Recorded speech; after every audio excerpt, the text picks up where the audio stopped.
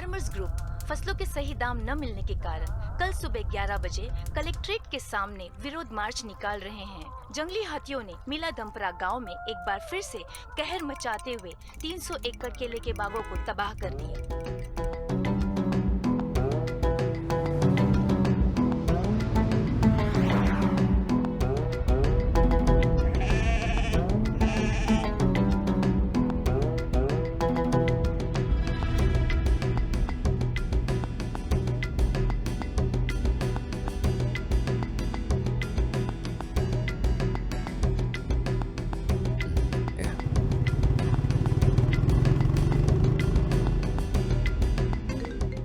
अरे कार्ती, वॉल्यूम कम कर यार, सार्थ का कॉल आ रहा है। हेलो, तुम लोग कहाँ पहुँचे? जो तुमने दुकान बताई थी जस्ट उसको अभी क्रॉस किया। अच्छा ठीक है, आगे आते रहो, तुम्हें वहाँ पर एक पुलिया दिखाई देगी। पुलिया? हाँ, वहाँ पर मेरे अंकल तुम्हारा वेट कर रहे हैं। और उनका नाम बोल क्या है? कुंजप्पन। कुंजप्पन? हाँ ठीक है, हम उनको वहाँ से पिक कर लेंगे। ओके भाई, ठीक है।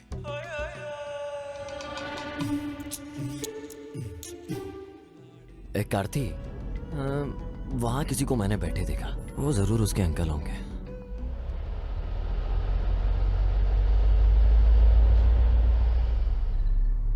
आपका नाम कुंजापन है?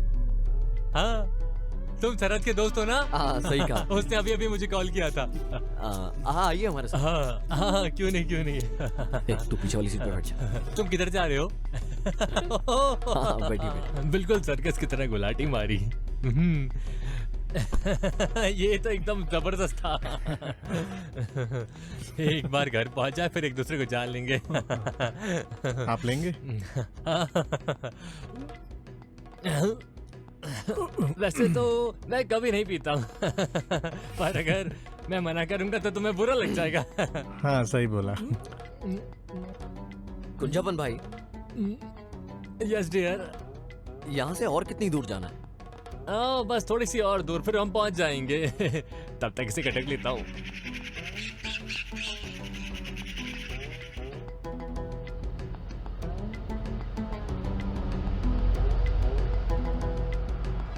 राइट ले, राइट, नहीं, लेफ्ट, बस रुक जाओ, गेट पर तोड़ा देना, मैं खोल देता हूँ।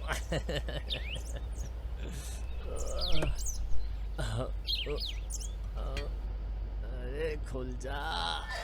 क्या ये शरद का घर है? भाई नहीं यार, ये उसके दादा का घर है। आजा। अब यहाँ कोई नहीं रहता। लाइक बहुत खूबसूरत है ना? आजा। देख, एकदम हवेली लग रहा है यार। नजर रखनी पड़ेगी, आखिर करना क्या चाहते हैं लोग।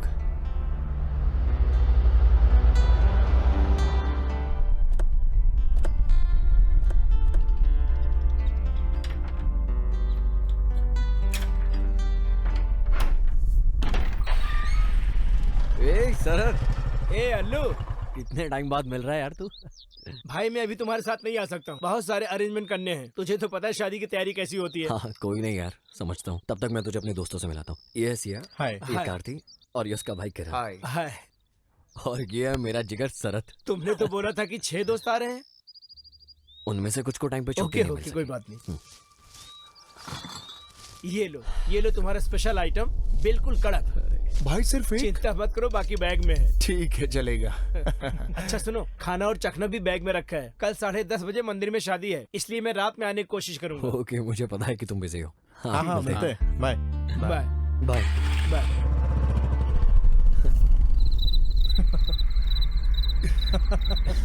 कुंजपन भैया, ऑमलेट कहाँ है? बस तैयार हो रहा है। एक मेरे लिए भी।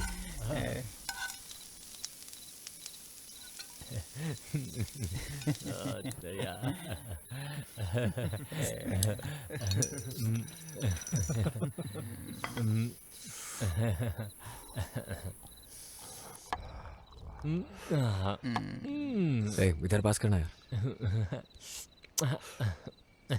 वैसे तो मैं नहीं पीता हूँ, लेकिन मेरी बीवी को इसकी खुशबू पसंद नहीं है। जब आपका शराब पीने का मन होता है तो क्या करते हैं? मैं क्या करता हूँ, मस्त एक गिलास ठंडा पानी पी लेता हूँ और काम बन जाता है मेरा। ऐसे इसीलिए कि आप कंजूस हो या फिर सच में अपनी पत्नी से डरते हो? मैं क्या बोलूँ तो दूसरी वाली बात सच बोली है। तुम ड्रिंक और स्मोक नहीं करते हो? नहीं नहीं, वो ऐसी कोई भी चीज इस्तेमाल नहीं करेगा जो उसकी बॉडी के लिए नुकसानदायक हो। ये फ्यूचर का मिस्टर केरला है। मैंने कुछ मेडल भी जीते हैं। ओह सच में? जवानी के दिनों में मैंने भी बहुत सारे मेडल जीते थे। पर शादी की बात सब बंद कर दिया। अब सिर्फ अपनी पत्नी से झगड़ा करता हूँ। हमारी 2 ट्रॉफी भी है, हाँ। एक 16 की, दूसरी 18 की।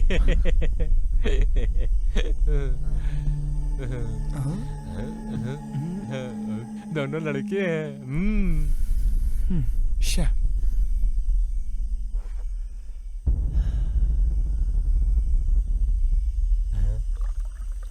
आइला, ये क्या चीज है? कॉकटेल। ओह, इसको पीने से सर दर्द नहीं होता। तो जो टंगी रहती है दुकान में वो बॉटल है नहीं ये? नहीं, वो कोको कोला होती है, ये कॉकटेल है। हाँ, वही तो मैं सोच रहा था। हाँ हाँ, सही सोचा तुमने। कुंजबन भाई, यहाँ पे बहुत ठंड है। क्या कंबल मिल सकते हैं ठंड दूर करने के लिए? मैं आपका इशारा समझ गया हूँ। बाहर आसपास में कुछ ब्लैंकेट्स हैं। वो तो ओल्ड हो गई है, कोई फ्रेश मिलेगी क्या? उसका तो कोई चांस नहीं है। तुम इसको नहीं जानते। ऐसा कोई ब्लैंकेट नहीं है जो इसकी पहुंच के बाहर हो।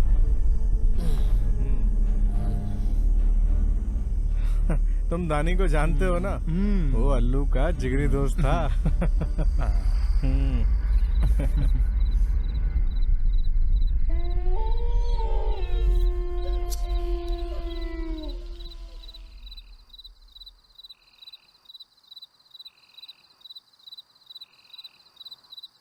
ए सिया, चल बाहर घूमने चलते हैं यार। हाँ चलो चलते हैं।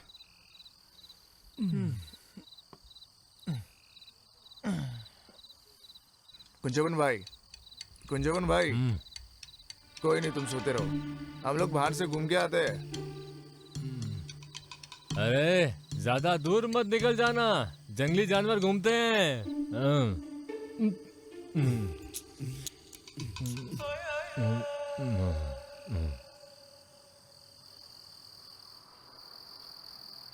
हे चल।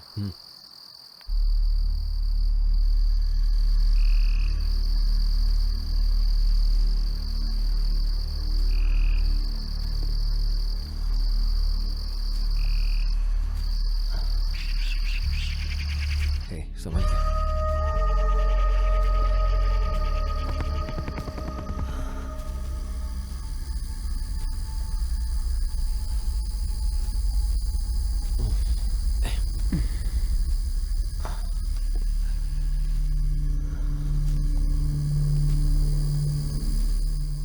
जंगली जानवर, शेर, चीता, हाथी, यहाँ तो एक बिल्ली भी नहीं है। अंकल कुछ ज्यादा ही नौटंकी कर रहे थे। मुझे भी यही लगा था।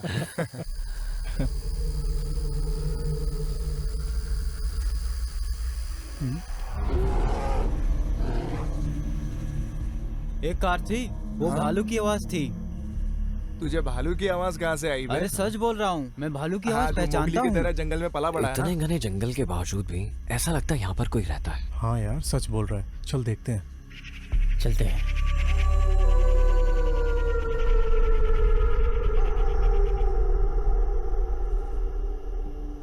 कौन है उधर? क्या तुम लोग शरद के दोस्त हो? हाँ अंकल। हाँ हाँ, शरद ने मुझे बताया था। आओ अंदर आओ। लीला, यहाँ आओ, देखो कुछ मेहमान आए हैं। अंदर आओ आओ, जल्दी आओ जल्दी आओ। इधर बैठो, इधर इधर। माफ करना, मैंने आप लोगों को पहचाना नहीं। ओ, कैसे पहचानोगी? तुम इन्हें पहली बार देख रही हो। ये शरद के दोस्त हैं। अच्छा हाँ, शरद ने बताया था। आप लोग बैठो, मैं चाय लेके आती हूँ। नहीं नहीं, थैंक यू आंटी, आप रहने दीजिए। दादी कौन है वहाँ? अरे इधर आओ बेटी। ये मेरे बेटे की बेटी है पवित्रा। ये लोग शरद के दोस्त हैं। हाय। हाय। हाय। हाय। शरद ने कहा था आप 6 लोग आओगे। वो कुछ लोगों को छुट्टी नहीं मिली ऑफिस से। ये पकड़ो बेटा।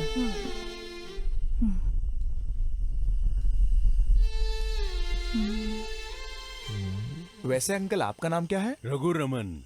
मैं तुम्हारे दोस्त शरद का रिश्तेदार हूँ, लेकिन उसके डैड और मेरे बीच में कुछ गलतफहमी हो गई थी। ये कोई बड़ी बात नहीं है। ये लो बेटा, साबूदाना खाओ। हमारे खेत में उगाया हुआ ताजा साबूदाना है। ये मुझे दे दो, तुम जाके नहा लो।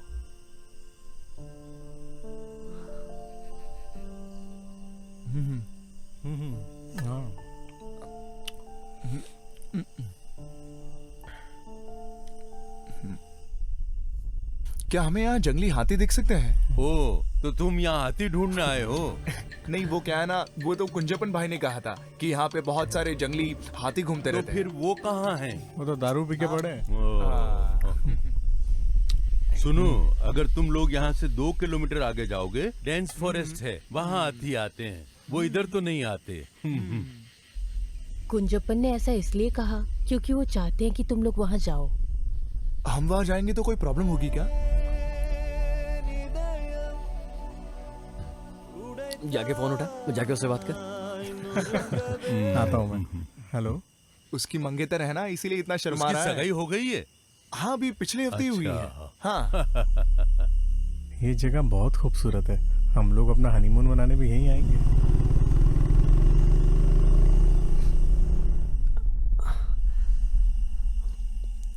अरे यार, चार्जिंग खत्म हो। अंकल, आपके पास चार्जर मिलेगा? बेटा, चार्जर लाके देना। अरे वो नहाने गई होगी, चार्जर ड्रॉअर में है, तुम जाके ले लो।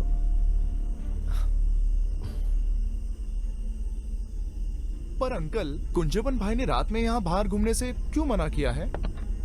अरे बेटा, पास के घर में मर्डर हुआ था। अरे ये 3 से 4 महीने पहले हुआ था। तब से ये अफवाह फैल गई है कि उस घर से कुछ अजीब सी आवाजें आती है। ये अफवाह नहीं है, चाय के बगीचे में काम करने वाली औरतों ने बताया कि उस घर से महिला और एक बच्चे की रोने और चीखने की आवाज आई। अरे लोग तो कुछ भी कहते हैं। तुम्हारे फोन में तुम्हारी मंगेतर की फोटो है? ये देखिए, ये है फोटो। बहुत आंटी। अच्छा। हाँ। क्या हुआ बेटा? उस घर में और कौन कौन मरा था?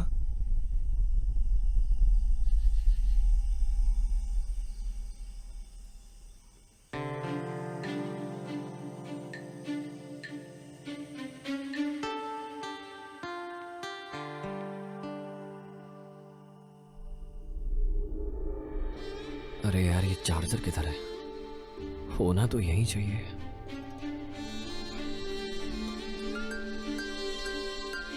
इधर। ओह, ये पड़ती है। यहाँ भी नहीं है।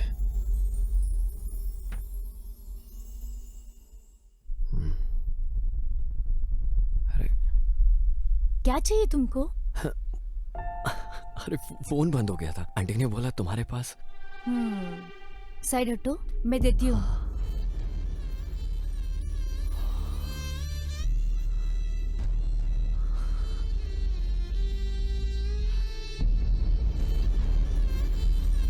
छोटी पिन का है क्या? हेलो, मैंने पूछा छोटी पिन का है क्या? नहीं, बड़ा है। तुम्हारा फेस कहीं तो दिखा दिखा सा लग रहा है। याद नहीं आ रहा है, कहाँ देखा है? कहा जाता है कि एक ही शक्ल के 9 लोग होते हैं, तो उनमें से देखा होगा किसी को। वैसे तुम अभी तक मैरिड नहीं हो ना? हे, अभी मेरी उम्र कहाँ है शादी की? पर तुम्हारी हरकतें तो कुछ और ही कह रही हैं। वैसे अभी तक कोई मिली नहीं है, तलाश जारी है ना? अभी तक नहीं मिली? नहीं, पर ऐसा लग रहा है कि शायद वो मिल गई है मुझे। आलू, हाँ, बहुत टाइम हो गया है, आजा। आ रहा हूँ।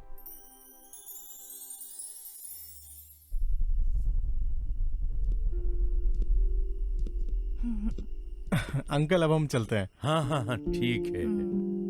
सेल्फी लेना, सेल्फी सेल्फी। हाँ, सेल्फी सेल्फी सेल्फी। अरे कार्ती, चल सेल्फी लेते हैं। हाँ भाई, ठीक है। अंकल आइए आप। आइए, आप इधर आइए। सब लोग एक साथ। हाँ अब ठीक है।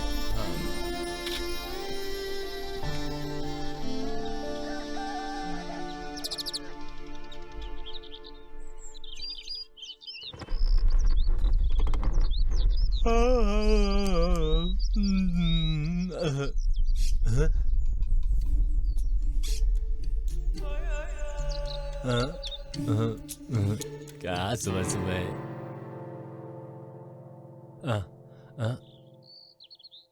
यहाँ तो अभी तक सब सो रहे हैं। अल्लू को फोन देना जरा। हाँ अभी देता हूँ, अभी देता हूँ, रुको। हाँ अभी देता हूँ। अल्लू, ए अल्लू उठ, शरद का कॉल आया है, ले बात कर। शरद का कॉल। शरद।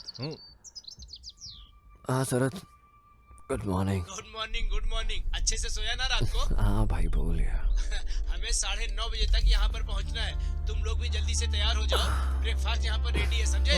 आयो। Good morning.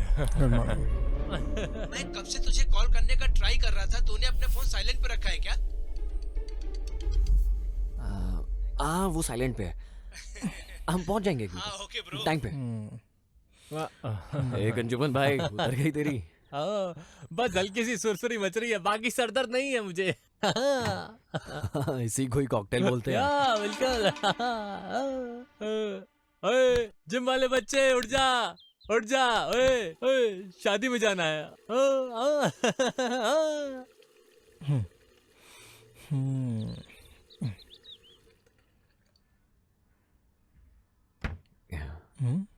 अब तू किधर जा रहा है?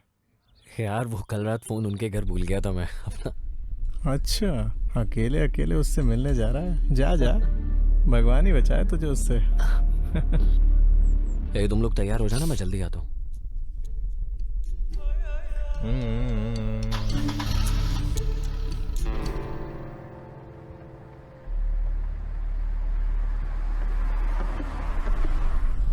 ये उधर किधर जा रहा है? निपटो।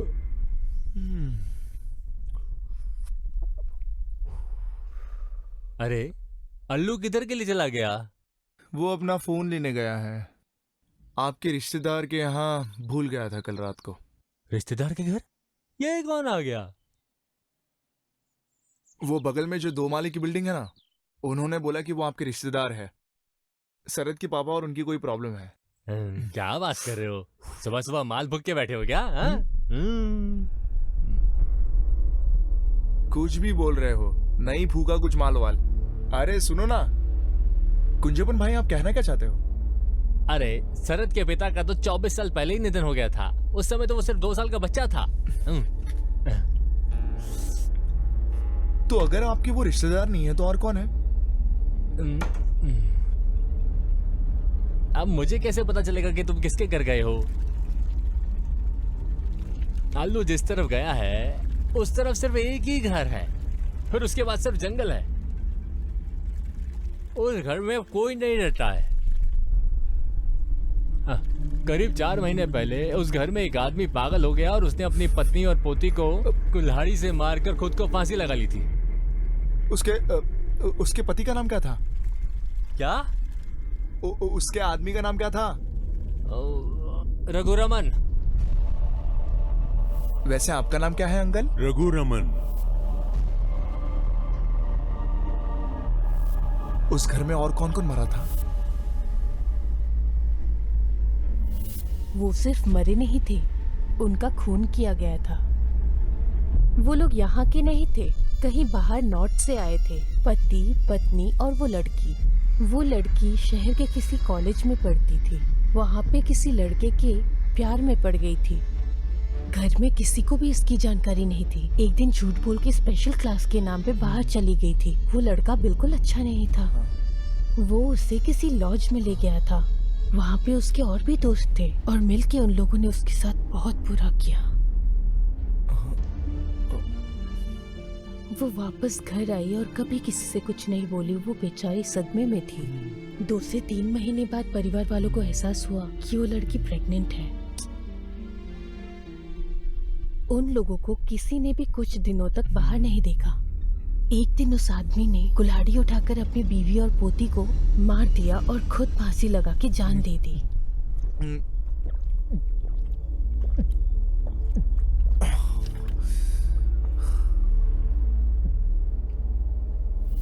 अरे तुझे वो दानी याद है ना? वो अल्लू का जिगरी दोस्त था। जहां तक मुझे पता है इन्होंने ऐसे ऐसे कांड किए हैं कि हम सोच भी नहीं सकते। अगर दानी को कोई पसंद आ जाए तो वो उसे अपने प्यार में फंसा लेता है, और वो उस काम में बड़ा एक्सपर्ट था, और वो काफी हैंडसम भी था। अल्लू के साथ लड़की शेयर भी करता था। अरे वो अब कहाँ है?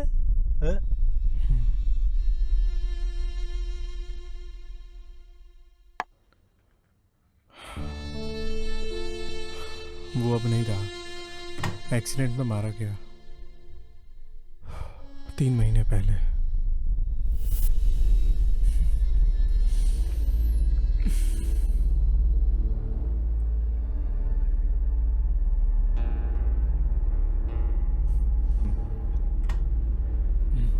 एक आरती, जाके नहा ले।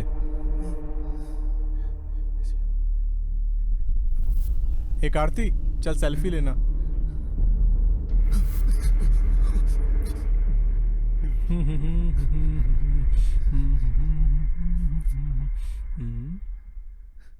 ये सियान,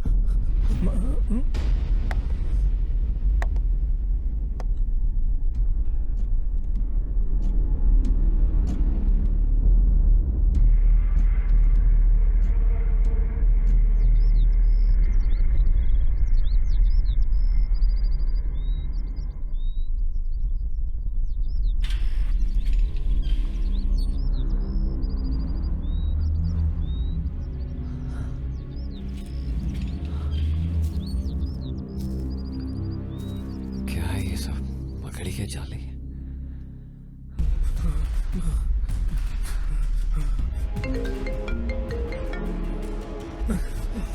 जल्दी फोन उठा।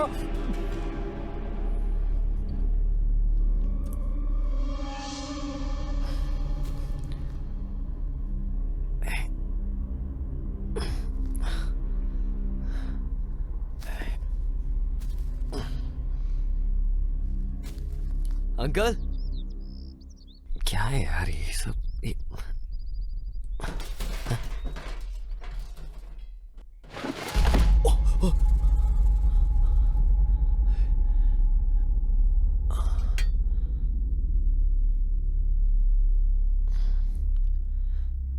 Uncle, uncle, aunty,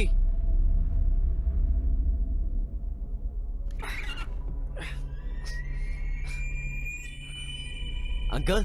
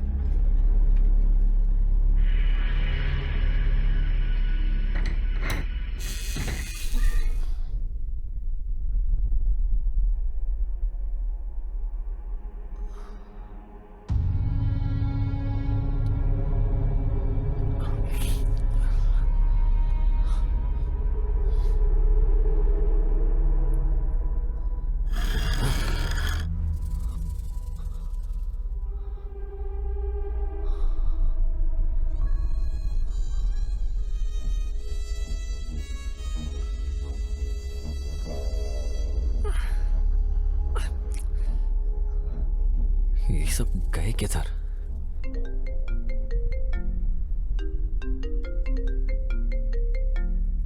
oh shit, charger किधर गया?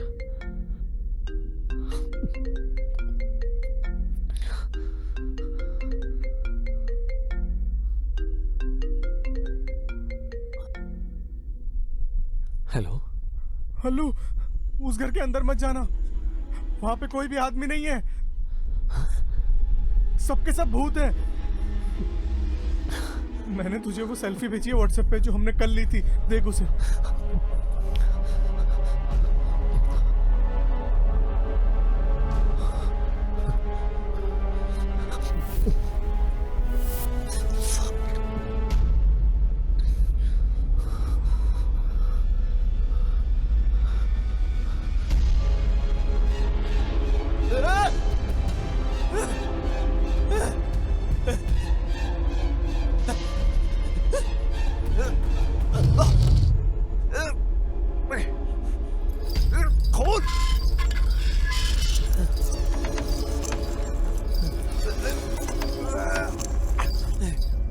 खोलो।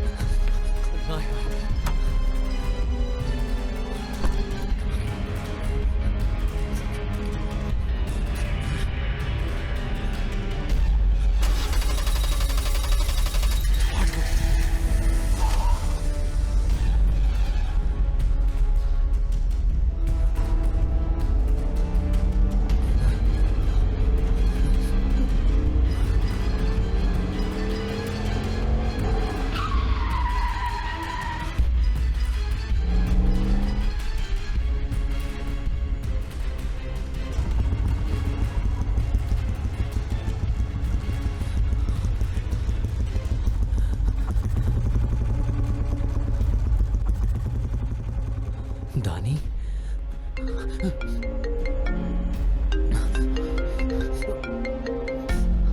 हेलो, कौन है? मैं हूँ पवित्रा।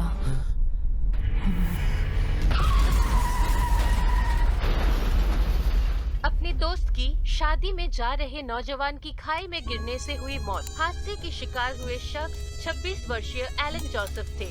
सूत्रों के हवाले से मिले जानकारी के अनुसार मृतक गाड़ी चलाते समय फोन का उपयोग कर रहे थे और घना कोहरा होने के कारण ये हादसा हो गया।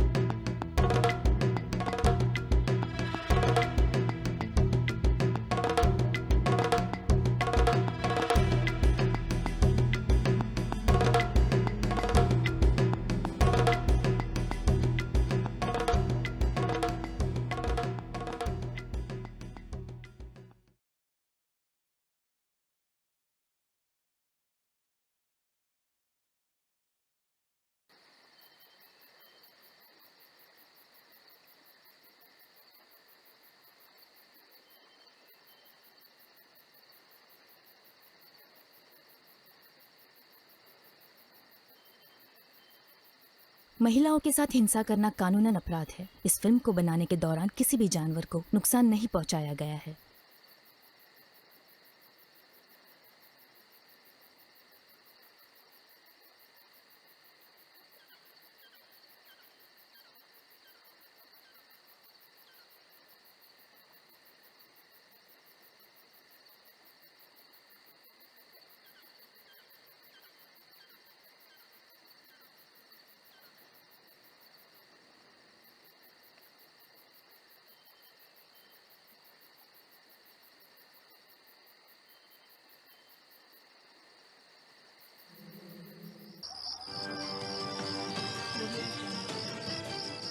नमस्ते। आज सभी देखने वाले दर्शकों का हमारे शो सच या छलावे में स्वागत है। उड़ियन और उड़ी विद्या। आज हम इस विषय पर बात करेंगे कि उड़ी विद्या क्या है। भेष बदलकर अपने दुश्मनों को मारना। अरे नहीं दादी माँ, क्या आप ओडियन के बारे में जानती हो?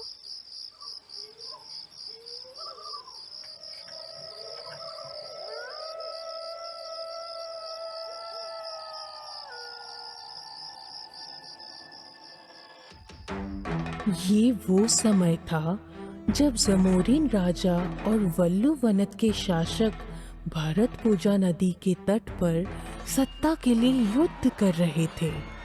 युद्ध जीतने के बाद जमोरिन राजा ने वल्लु वनत के शासकों के सारी जमीन पर कब्जा कर लिया।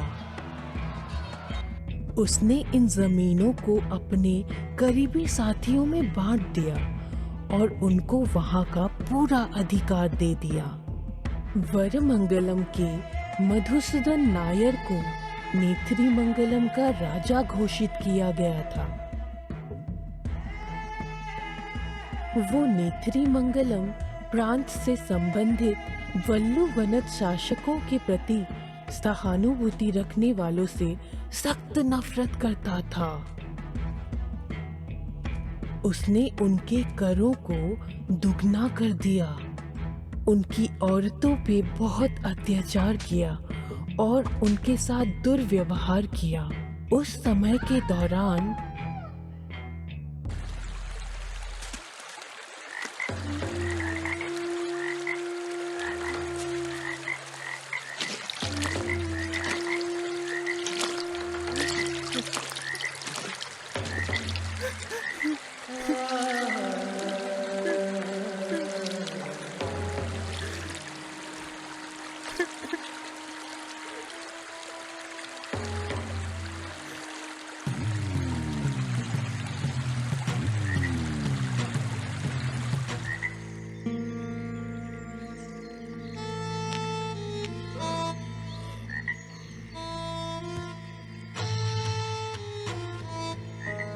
राजा साहब,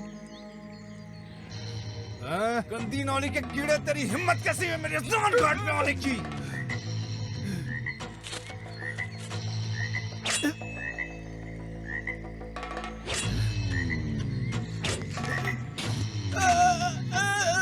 अरे वासु, रामा, जल्दी आओ यहाँ। जाने दो मुझे। उठा के फेंक दो इसे।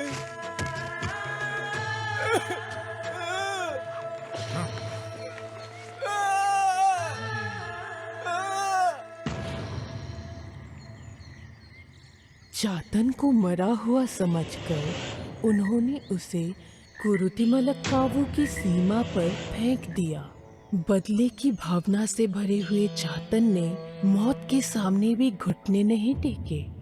इस बात का एहसास होने पर कि वो राजा को नहीं मार पाएगा, उसने कुरुतिमलक्कावु में ही रहने का फैसला कर लिया। उसने अपने हाथ की नस काट के काली माँ के सामने अपने रक्त की बलि दी। चातन की भक्ति से खुश होकर देवी उसके सामने प्रकट हुए। चातन ने देवी से मधुसूदन नायर और उसके पूरे वंशजों को खत्म करने का अनुरोध किया, मगर देवी ने उसके अनुरोध को मना कर दिया और उसके बजाय उसे एक दवा के बारे में बताया। जंगल और पहाड़ियों की खाक छानने के बाद आखिरकार वो उन जड़ी बूटियों को ढूंढने में सफल रहा। विभिन्न प्रकार की जड़ी बूटियों से उसने एक चमत्कारी रसायन बनाया जो किसी के कान, घुटने और कोहनी पर लगाने से वो अपनी पसंद का भेष बदल सकता है। लेकिन ये भेष हमेशा के लिए नहीं बदल सकता। दवा तैयार करने के बाद चातन ने कुछ मंत्रों का पाठ किया जो कि परंपरा का हिस्सा है, और फिर वो मधुसूदन को मारने के लिए चल दिया। अपने मकसद को पूरा करने के बाद लौटते समय भारी बारिश की वजह से चातन का असली पहचान सामने आ गई।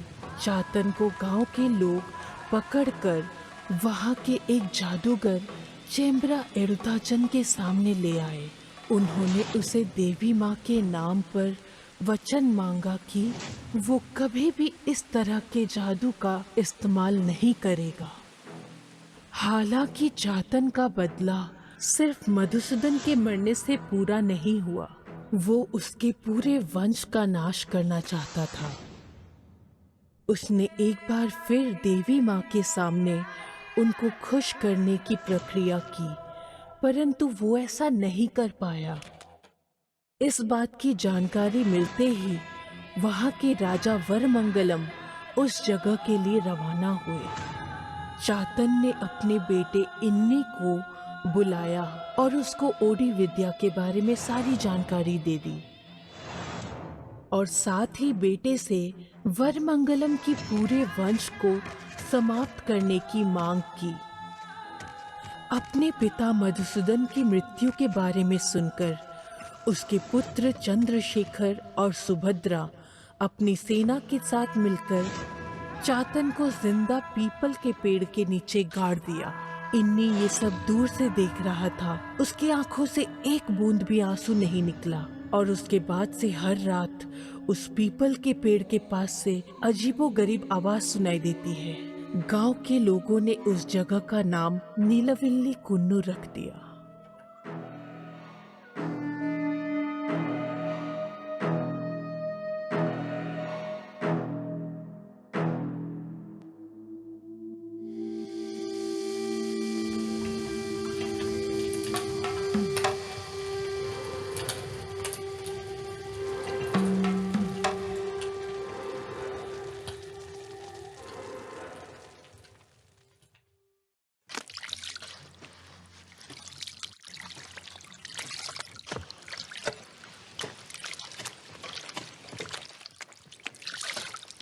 अरे सब लोग भाग क्यों रहे हैं? तुझे कुछ पता नहीं है क्या?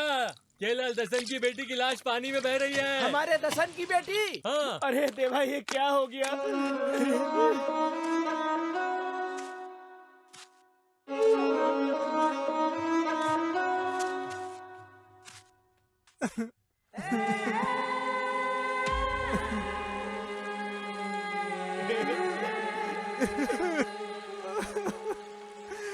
ये क्या हो गया मेरी बेटी को?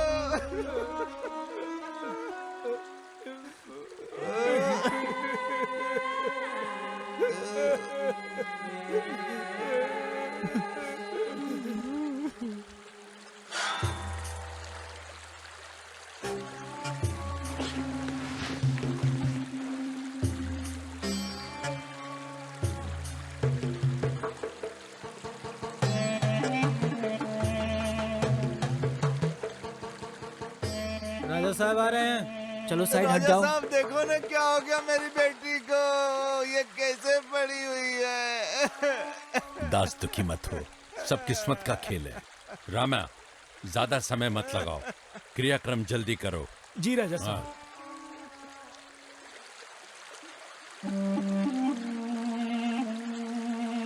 उठ जा मेरी बच्ची, उठ जा।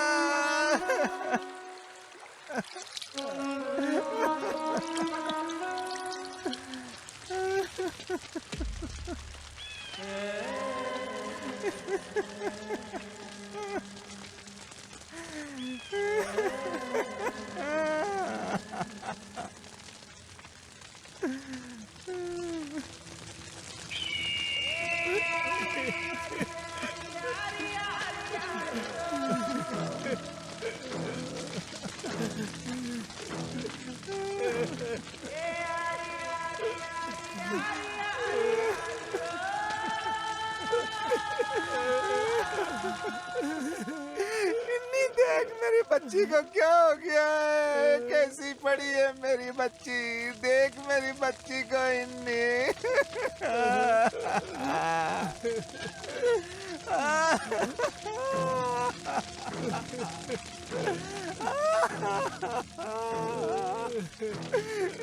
देख क्या हो गया मेरी बच्ची को, कैसे पड़ी है? देख इन्नी।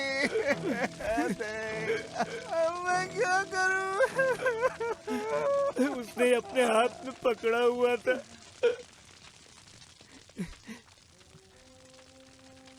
ये हमारा मंगलम वंश की मोहर है। जो भी इसकी हालत का जिम्मेदार है, चाहे वो कोई राजा महाराजा क्यों ना हो, उसे भी ऐसे जला देना चाहिए। ये सिर्फ तुम कर सकते हो इन्नी। किसने किया है ये?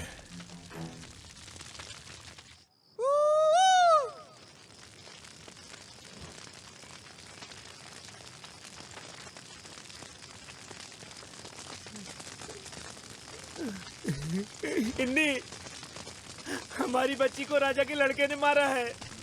पार्थन? ये सब मुझे महारानी के नौकर चीरू ने बताया। जानते हो तुम, राजा उससे जल्द मद्रास भेजने की कोशिश कर रहा वो है। कल सुबह सुबह निकल जाएगा, तो फिर आज रात को ही। नीलावली कुल्लू में मैंने उस जगह पे मशाल जला के रखा है जिधर तुम्हारे पिताजी को दफनाया गया था। भूलना मत वारामंगलम के राजा ने तुम्हारे पिताजी के साथ क्या किया था। उस मंजर को कैसे भूल सकता हूं मैं? जिंदा दफन होते हुए मेरे पिता की तकलीफ का मंजर आज भी मेरे दिल में है, और ये मेरे अंदर की आग को जला कर रखता है। मद्रास जाने से पहले राजा का बेटा इलिक्कल रमानी के घर सोने के लिए जाएगा। तुझे पिता का वचन पूरा करना ही नहीं। अनाज के ढेर और लड़कियों का जश्न इन राजाओं के बच्चों के लिए नहीं होते। अब तुम लोग जा सकते हो। कल ले तेरी मंगलम में उनके बेजान शरीर का अंतिम संस्कार करने जरूर आना। जाओ।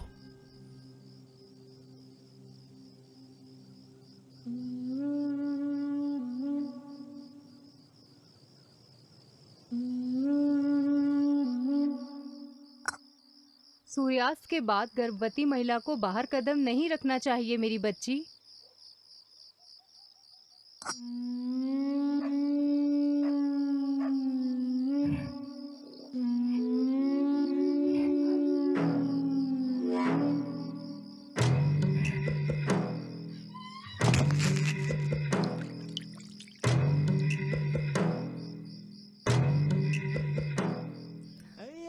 हे भगवान,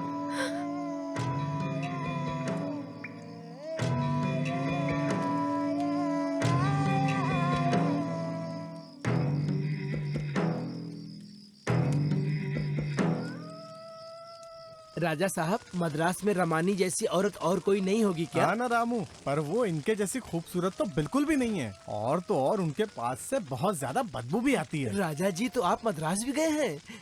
आपको कल सुबह जल्दी नहीं जाना है क्या? आज रात को क्या ये जरूरी था? रामू, ये मेरी इच्छा है, और अपनी इच्छा पूरी किए बिना मैं मद्रास चला जाऊं, ये तो सही नहीं है ना। हाँ? रामू,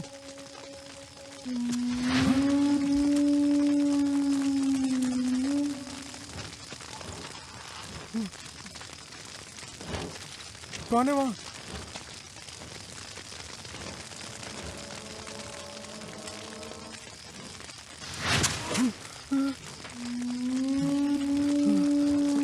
कौन है वहाँ?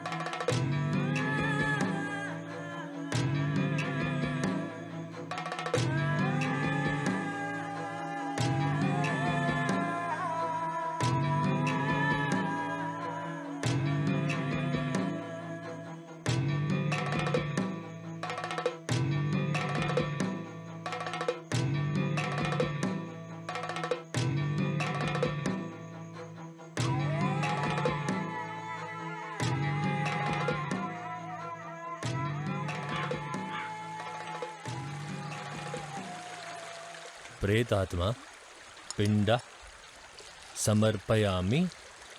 ओम तत्सत। देवांगत आत्मा को याद करें और पत्ते पर 3 बार जल छिड़कें।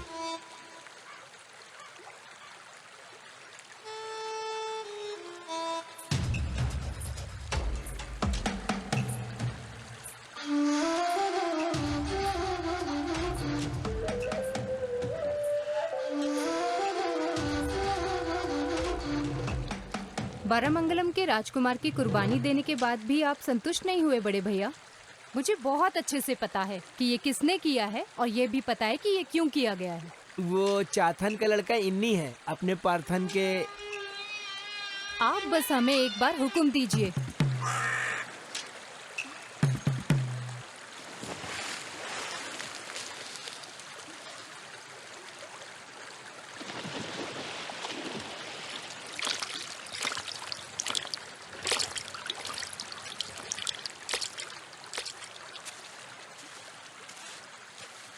लगता है कि वरमंगलम के राजा को उन नीची जाति वाले कुत्तों से लगाव हो गया है। तो क्या हुआ, भले ही वो राक्षस तुम्हारे खुद के बच्चों को ही निगल जाए। इतना सब होने के बाद भी आप चुप क्यों रहते हैं? बोलिए। भद्रा, तुम्हारा किसी के प्रति जलना कोई नई बात नहीं है। जब से मैं मुखिया बना हूँ तुम तो चुड़ैल की तरह मेरे पीछे पड़ी हो, परेशान कर रखा है। मैं नेत्रीमंगलम राज्य का राजा हूँ, मैंने उन्हें कोई नुकसान नहीं पहुंचाया है, उन्होंने भी नहीं। इस पूरे राज्य को अपने कदमों में लेने का तुम्हारा घमंड मेरे जीते जी कभी पूरा नहीं होगा। सुन लो तुम, अगर तुम या तुम्हारा कोई भी आदमी मेरे सामने आया तो मैं दिखाऊंगा कि मैं कौन हूँ।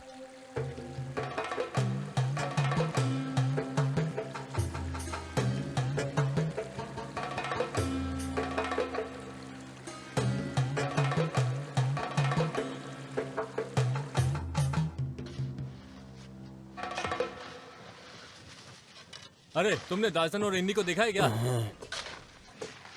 इन्नी, महारानी तुमसे मिलना चाहती है, तुमको तुरंत उनके पास जाना चाहिए। महारानी सुभद्रा, ठीक है आते हैं। वैसे वो हमसे क्यों मिलना चाहती है? उस औरत में अपने पूर्वज के सभी गुण हैं। चलो चलते हैं।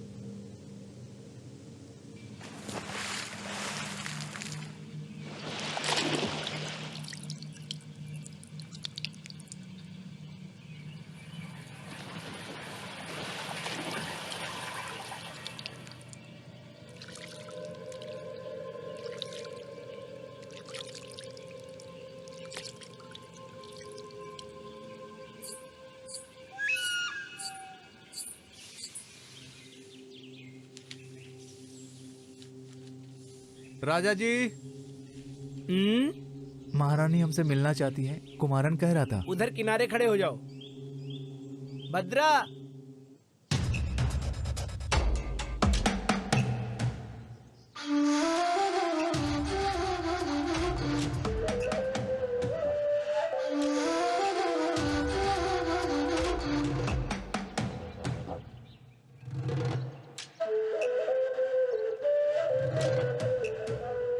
हाँ अब बस करो, खाना खा के काम करना। तुम लोग उस तरफ जाओ।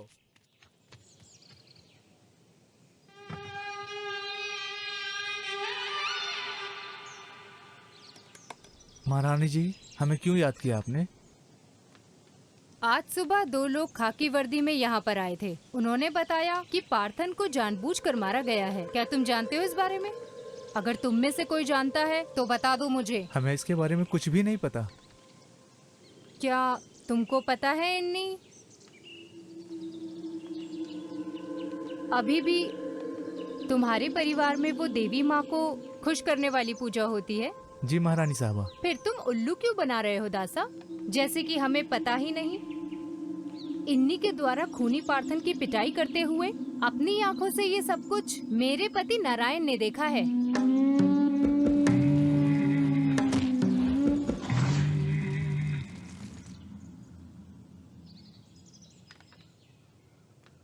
अगर मैं ये सारी जानकारी खाकी वर्दी वालों को दे दूं, तो चंदापुरा जंक्शन पर 2 लोगों की फांसी तय है।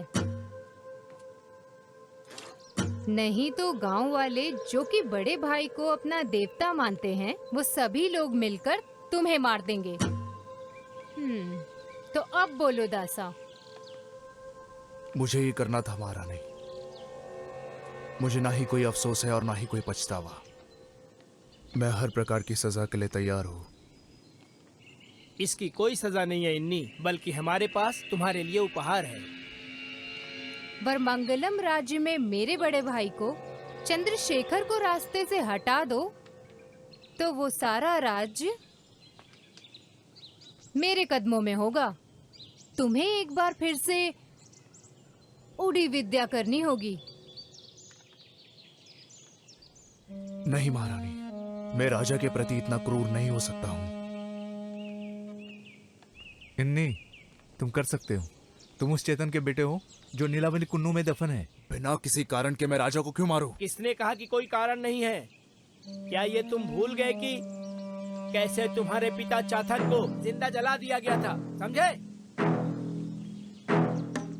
हम करेंगे महारानी।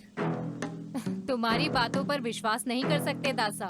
तुम्हें देवी माँ के सामने वचन लेना होगा।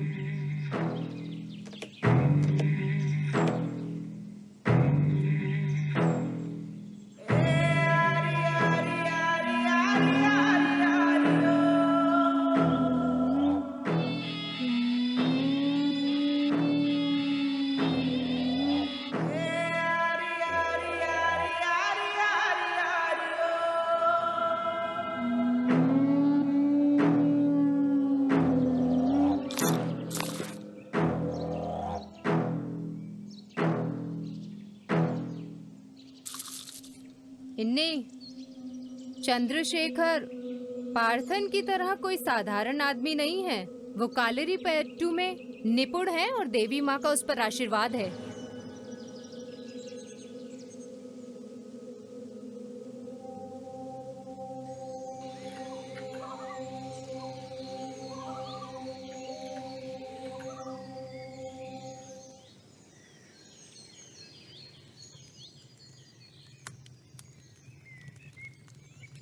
जिंदा दफन होने से पहले तेरे पिता ने क्या कहा था, तुम्हें याद नहीं है?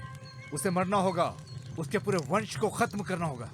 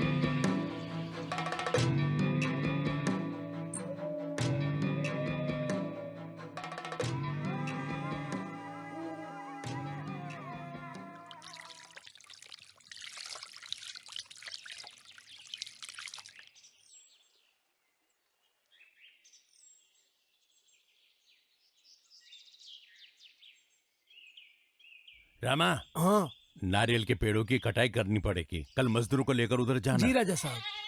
अरे रामा, उधर बकरा घुस गया है। नहीं, वहाँ तो कुछ भी नहीं है। तुझे दिख नहीं रहा है क्या? नहीं राजा साहब, सिर्फ आंखों का छलावा है। मेरी आंखें तुझसे ज्यादा तेज है, समझा? तू जा, मैं संभाल लूंगा। जी राजा जा। साहब।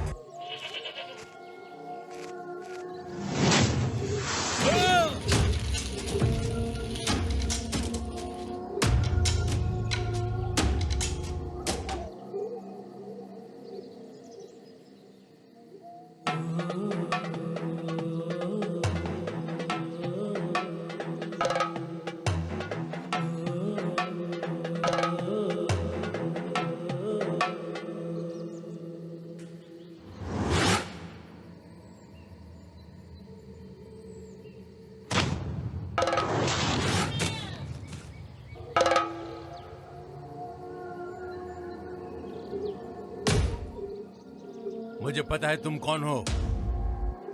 तुम भेष बदलकर मुझे डरा नहीं सकते।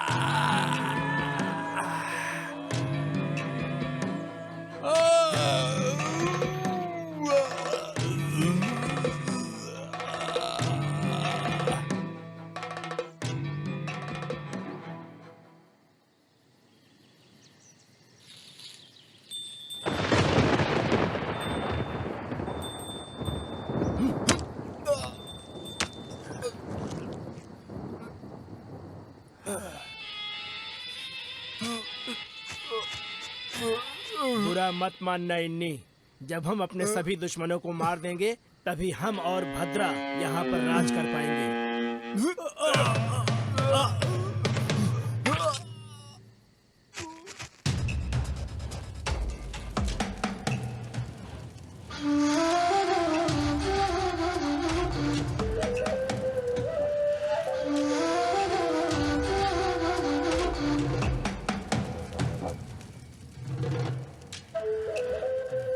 क्या हुआ इन्नी? मुझे ऐसे क्यों घूर रहे हो? एक पूरा परिवार मेरे इन्हीं हाथों द्वारा मिटा दिया गया। अब किया भी क्या जा सकता है? किस्मत है। सही कहा ना नारायण? मेरी तरफ मत देखो इन्नी। तुम्हारे पिता चातन को मेरे आदेश पर ही उन्हें जिंदा दफनाया गया था। और तेरी बहन दासन की बेटी को भी मैंने ही मरवाया था। समझे तुम? वो तो उस बेचारे पार्थन पे झूठा इल्जाम लगा दिया था। और पार्थन को मारने के लिए तुम्हें मैंने ही तो उकसाया था इन्नी।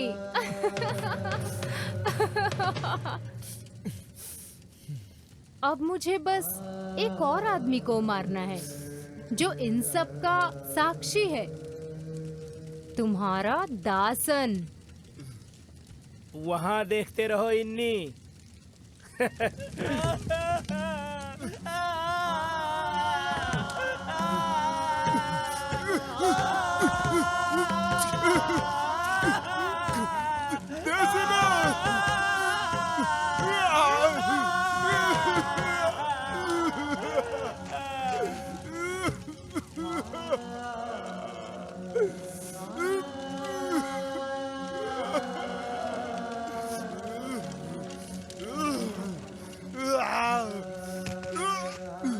इस सच को यहाँ दफनाने के लिए हमें इसे मारना होगा।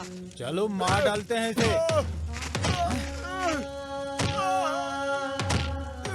अब यहाँ मेरा राज चलेगा।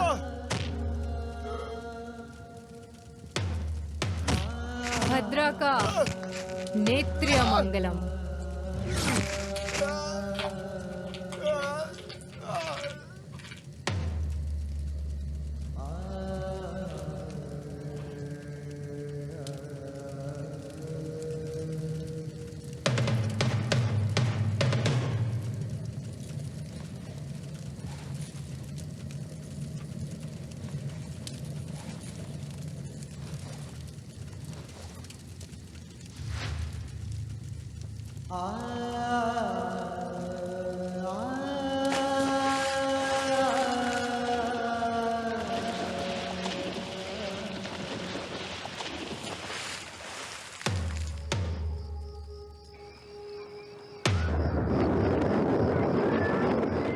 कोई बदलाव नहीं होना चाहिए। सब कुछ योजना से होगा।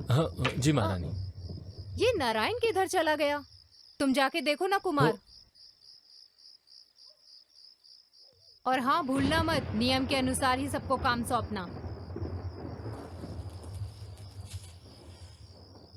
राजा जी, राजा जी।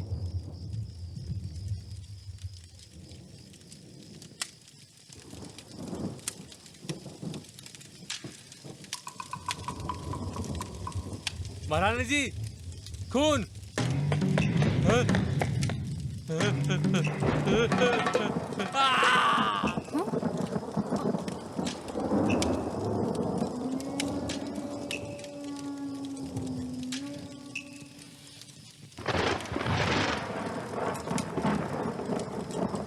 कुमार,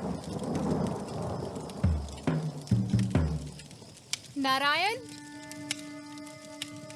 नारायण।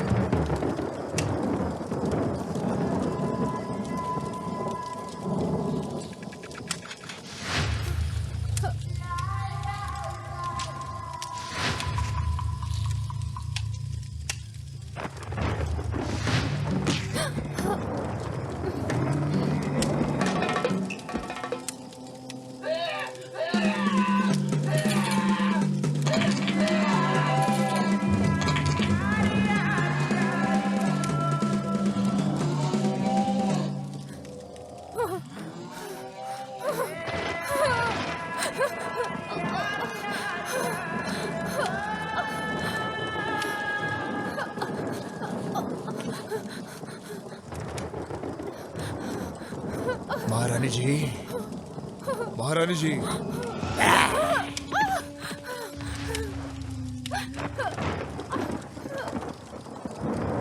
महारानी जी।